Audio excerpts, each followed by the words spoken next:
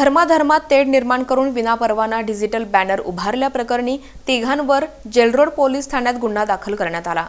दिनांक 19 ऑगस्ट रोजी सकाळी 10:40 दत्तनगर दाजी गणपती मंदिरासमोर दाजीपेठ सोलापूर इथं विनापरवाना रस्त्यालगत 10x20 लांबीच्या 10x20 लांबी रुंदीचं डिजिटल बॅनर, त्यावर जय श्रीराम, धर्मो रक्षती रक्षतः,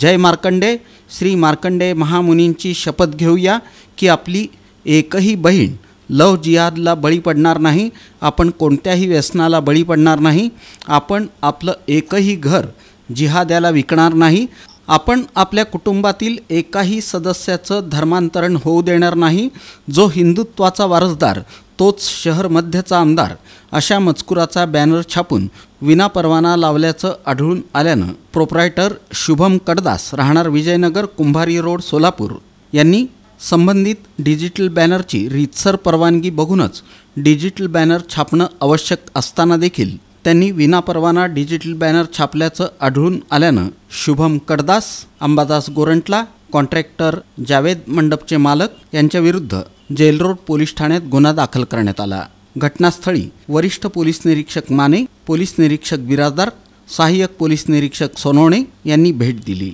याबाबत पोलीस कॉन्स्टेबल विशाल सूर्यकांत चव्हाण यांनी फिर्याद दिली। अधिक तपास पोलीस उपनिरीक्षक मोरे हे करतायत।